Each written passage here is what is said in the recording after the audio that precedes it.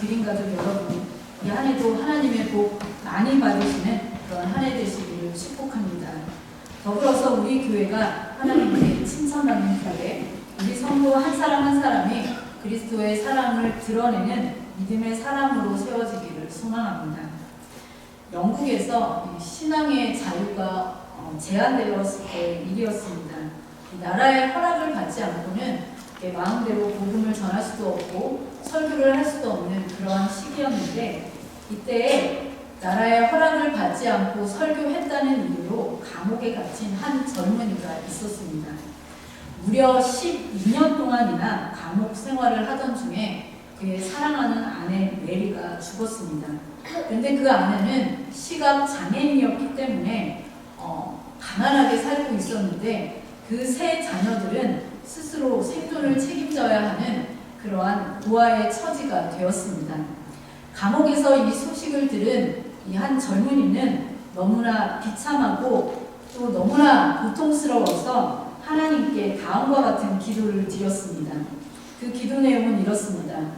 하나님, 너무너무 고통스럽습니다. 주님을 위해서 제가 할 일이 남아있을까요? 만약 제가 해야 할 그 일을 볼 수만 있다면 저는 절망하지 않겠습니다. 이때 주님은 그의 마음속에 계속해서 이러한 감동을 주셨습니다. 너는 글을 써라. 나는 너에게 글을 쓰는 달란트를 주었단다. 주님 앞에 엎드려 기도하던 그에게 하나님이 환상을 보여주셨습니다. 주님의 나라를 향해 걸어가는 한 사람을 보여주셨습니다. 그는 주님이 보여주신 환상을 토대로 글을 써내려 갔습니다. 이 책이 바로 성경책 다음으로 많이 읽혔다는 철로 역정입니다. 절망적인 상황 가운데 기도의 응답을 받고 이 글을 쓴 사람은 바로 철로 역정의 작가인 존 반면입니다.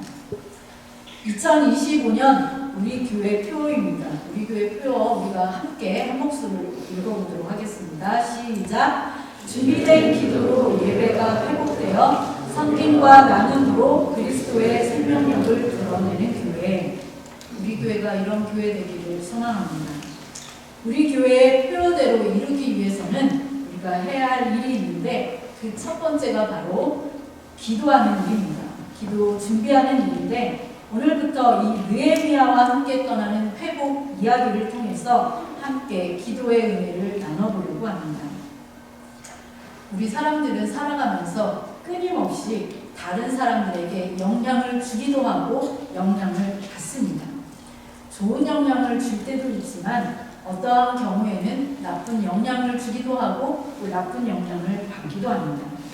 그리고 그것이 어떤 때는 몇몇 사람들에게 영향을 줄 수도 있고 어떤 때는 많은 사람에게 영향을 줄 수도 있습니다.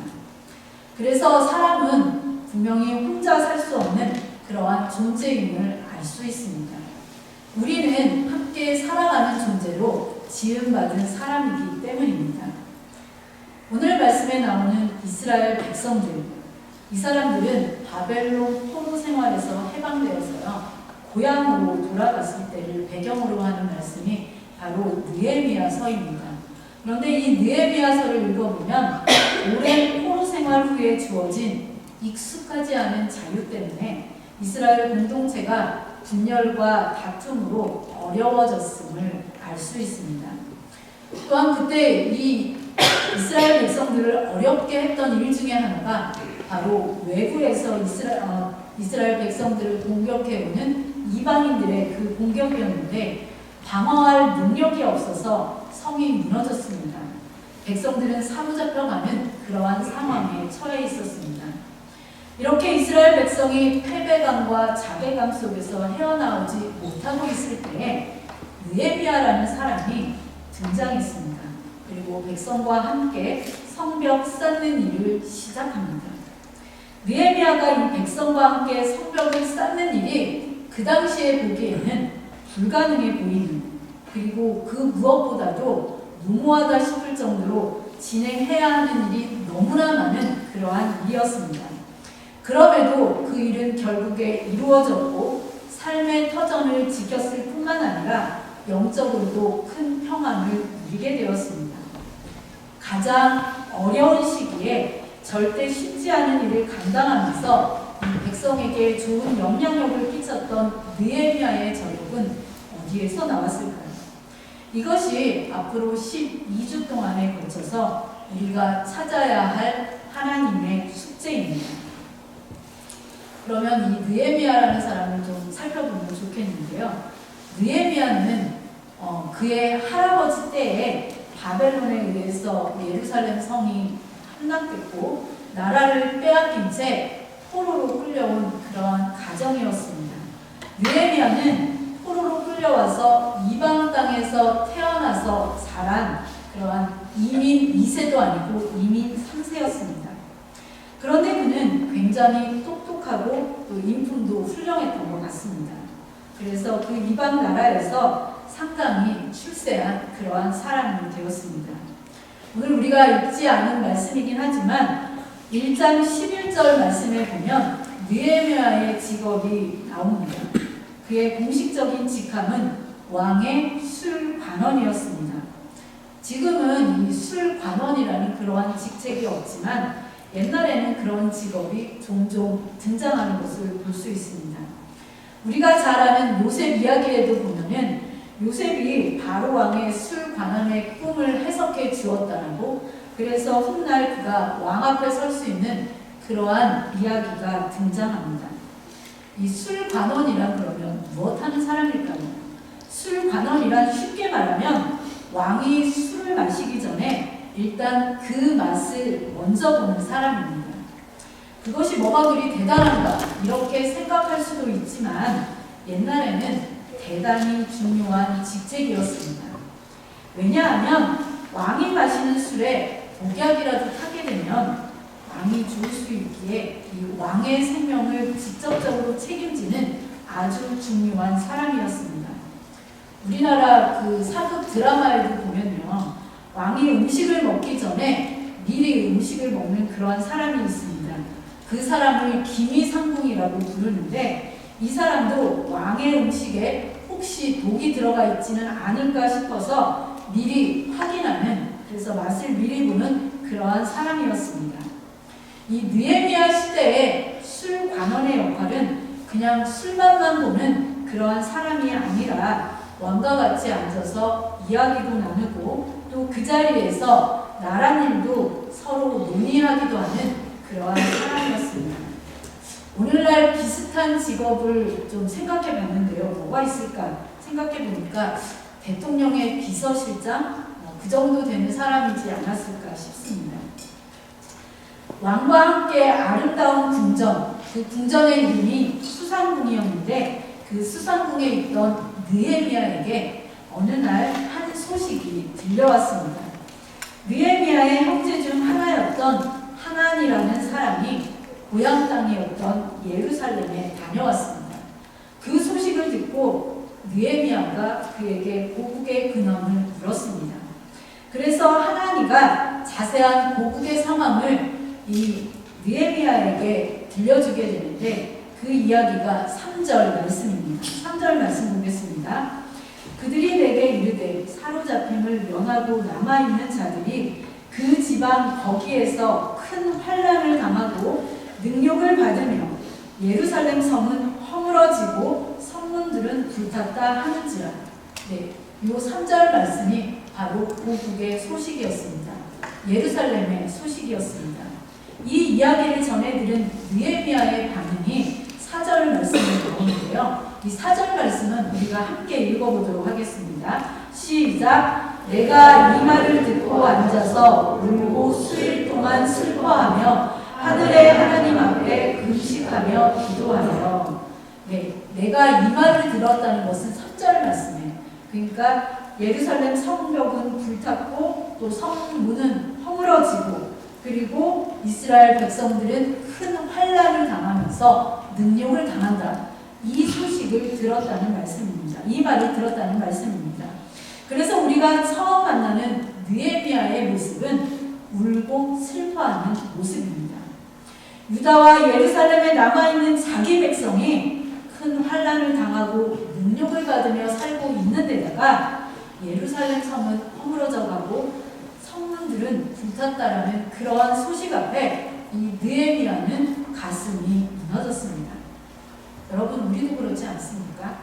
우리도 고국을 떠나서 사는 사람들인지라 고국에서 들려오는 기쁜 소식에는 함께 기뻐하지만 고국에서 들려오는 나쁜 소식, 또 슬픈 소식에는 함께 안타까워하고 함께 슬퍼합니다.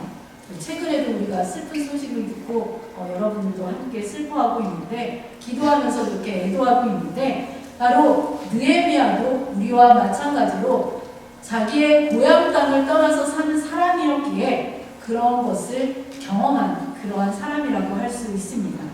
그것이 바로 이 외국에서 살면서 느끼는 우리 디아스포라들의 공통적인 마음일 것이다, 이렇게 생각할 수 있습니다. 이 당시 느헤미야가 살던 바벨론 수상궁에서 예루살렘까지의 거리는요 1287km 정도 된다고 합니다. 그래서 제가 이 거리가 도대체 얼마나 되는 거리일까를 이렇게 체크해 봤더니요, 토론토에서 미국의 노스캐롤라이나까지 가는 그 거리보다 조금 더 되더라고요. 그러니까 엄청 먼 거리입니다. 그러니까 차로 1시간을 계산하면 그러니까 한 12시간, 13시간 정도 걸리는 그러한 거리라고 할 수 있습니다. 오늘날에 이 정도지만 옛날에는 얼마나 더 멀었겠습니까? 아주 먼 거리라고 그렇게 생각하시면 됩니다. 그리고 이 느헤미야는 아까도 말씀드렸듯이 이민 1세대도 아니고 이민 3세대였습니다. 우리처럼 캐나다에 살면서 이민 3세대쯤 된다면 한국말을 잘하는 3세대를 만나기가 생각보다 쉽지 않습니다. 사실 말이 유다 사람인지 그는 고국에 대해서는 가족들에게서 고국의 상황을 전해 듣고 또 배운 것이 고작이었을 그러한 사람이었습니다. 그런 느헤미야는 이방 땅에서 출세했다면 아주 출세한 그러한 사람이었습니다. 명예나 지위나 어떠한 면에서 봐도 조금도 아쉬울 것이 없는 그러한 사람이었습니다. 망해버린 고국이 어려움에 부닥치건 성이 허물어지건 그의 삶은 별로 달라질 것이, 영향받을 것이 없었습니다. 그러나 느헤미야는 들려오는 고국의 소식을 자기가 경험하지 않았기 때문에 백성들의 형편에 대해서 자세히 물었습니다. 특별히 이 느헤미야서를 읽어보면 외국에서 이민 생활을 하고 있는 우리 자신들은 물론이거니와 우리 자녀들에게도 교훈을 주는 그러한 말씀이라고 할 수 있습니다.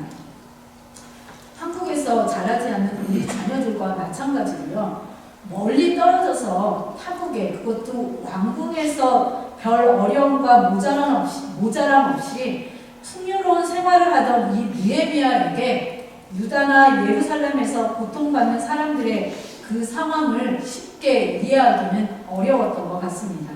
그래서 자세히 그 상황을 알고 있는 그곳을 다녀온 사람들에게 물었습니다.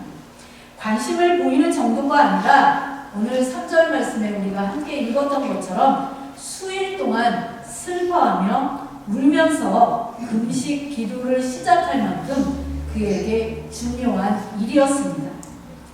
여러분, 누군가를 사랑하십니까? 사랑하는 증거를 보여주십시오. 이러한 요구를 받는다고 한다면 여러분은 사랑의 증거를 어떻게 보여주시겠습니까?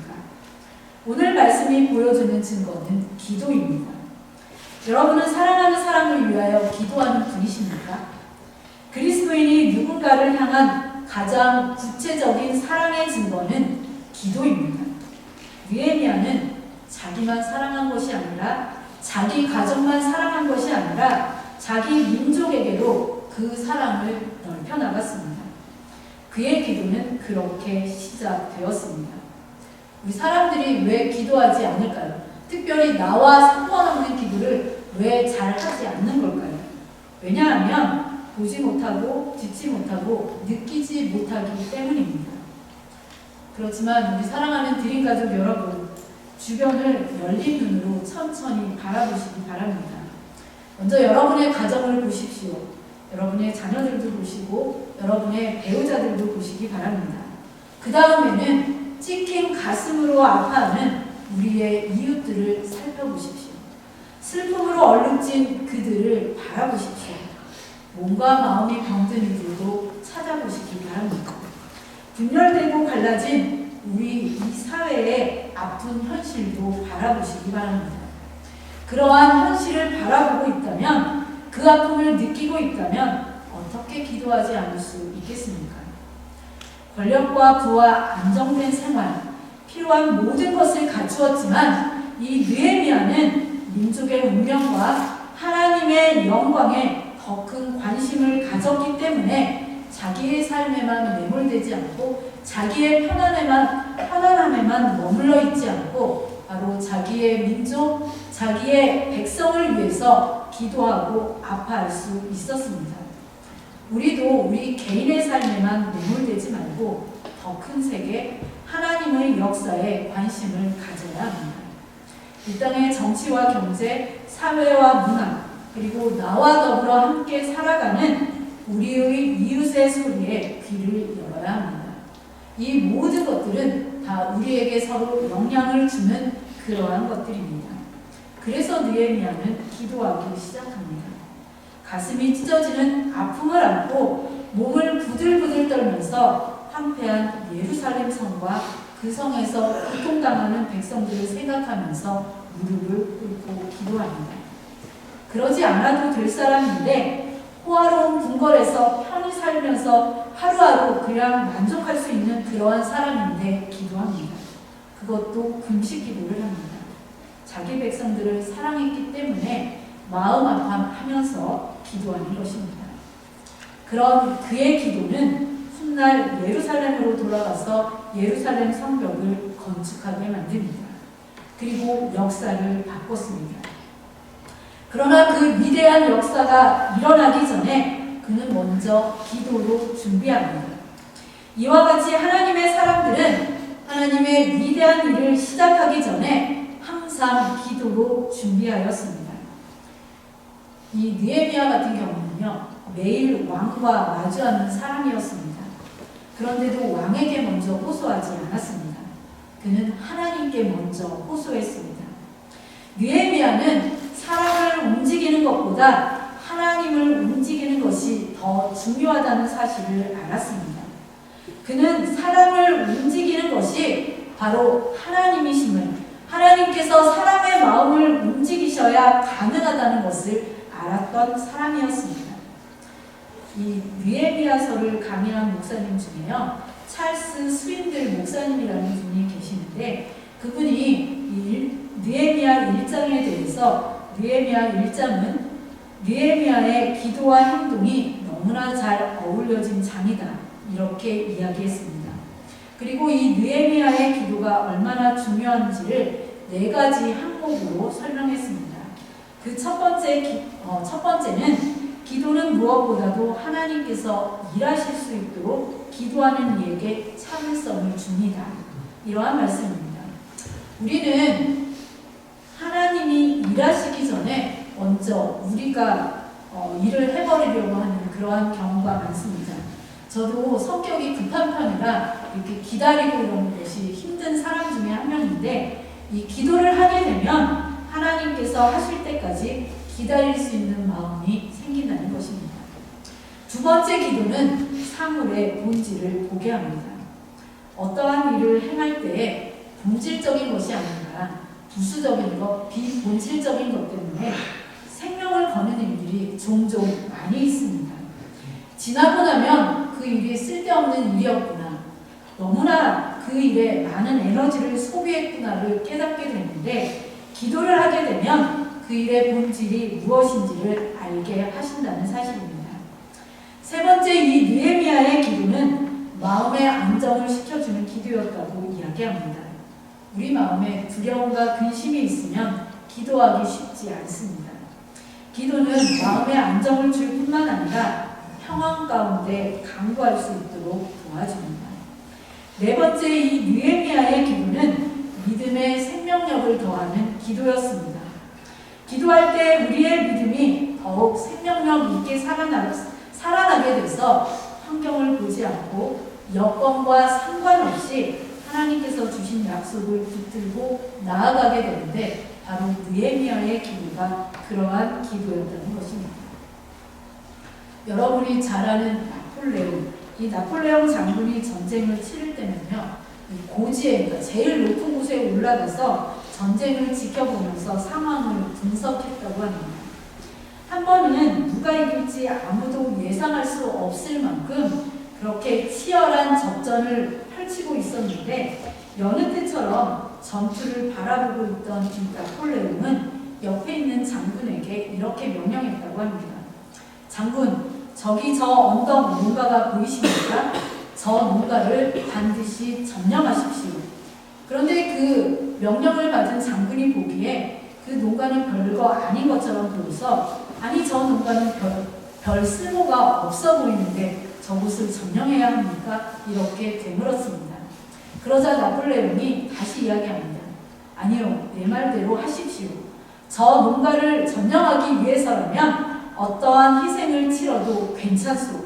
꼭 점령하십시오. 이렇게 명령했다고 합니다. 장군은 나폴레옹의 말을 이해하지 못했지만 명령이고 그 명령에 복종할 수밖에 없었기에 많은 희생을 치르고 그 농가를 점령했습니다. 결국 그것이 승리의 교도부가 되어서 나폴레옹은 그 전쟁을 승리로 이끌 수 있었다고 합니다.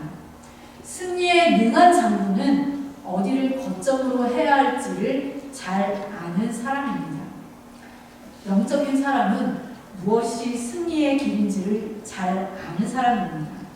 우리는 그것을 기도의 길이라 믿습니다. 천지를 창조하신 전능하신 하나님께 기도하는 것이 가장 먼저 해야 하는 일이고 가장 중요한 일입니다. 무너진 성벽 앞에서 다시 시작해야 하는 일은 하나님께 기도하는 것입니다. 무너진 성벽은 무엇을 뜻합니까? 그것은 우리 삶의 문제입니다. 우리 개인의 문제입니다. 마음의 병, 영적 어려움, 힘든 인간관계, 경제적 어려움, 여러 가지 삶의 문제일 수 있습니다. 또한 이 무너진 성벽은 우리 가정이나 우리 공동체에 주어진 문제입니다. 더 나아가서 오늘 예레미야가 발견한 우리 사회의 문제, 우리 나라의 문제입니다. 이러한 일들 앞에 우리가 해야 할 일은 느헤미야처럼 기도하는 일입니다. 이 아시아에 기독교가 전혀 전파되지 않는 그러한 어두운 시대가 있었습니다. 그때 윌리엄 캐리 선교사라는 분이 계셨었는데요. 이 윌리엄 캐리 선교사는 세계 선교의 창을 열기 위해서 배를 타고 인도의 바다를 향해서 나아가고 있었습니다. 그때 그는 다음과 같은 유명한 말을 남겼습니다. 위대하신 하나님을 믿으라. 위대하신 하나님께 기도하라. 그리고 위대하신 하나님께서 위대한 일을 이루어 주실 것을 기대하라. 사랑하는 드림가족 여러분, 2025년이 시작되었습니다. 우리를 둘러싸고 있는 현실은 언제나 그렇듯이 답답하고 쉽지 않습니다. 성벽이 무너져 안전을 보장받지 못한 채 두려움과 좌절 속에서 살아가던 그 예루살렘의 사람들처럼 어렵습니다. 그 소리에 귀를 기울이면서 느헤미야가 기도하기 시작했습니다. 긍휼을 베푸시는 주님을 믿고 기도하기 시작했습니다. 무너진 성벽 앞에서 가장 먼저 해야 할 일은 내가 믿는 하나님이 어떠한 분이신지를 다시 한번 생각해 보는 것입니다. 우리 현실에서 만나게 되는 문제 앞에 내가 할 일은 하나님께 무릎을 꿇는 일입니다. 우리 하나님은 전지전능하신 하나님, 능력의 하나님이십니다. 나를 도와줄 능력이 있을 뿐만 아니라 나를 도우려는 의지를 갖고 계신 분이십니다. 또한 언약을 신실하게 지키시고 약속을 붙들고 기도하는 사람은 그 어떠한 상황 가운데 있든지 구원하시는 신실한 하나님이십니다. 그리고 그 하나님은 바로 죄의 아픔을 함께 느끼시는, 그래서 십자가에서 죄를 대속하여 주신 긍휼의 하나님이십니다. 그분을 다시 바라보시고 다시 기도로 시작하시기 바랍니다. 그래서 느헤미야가 경험한 기도의 기적이 우리 모두에게도 경험되는 그러한 한 해가 되기를 소망합니다.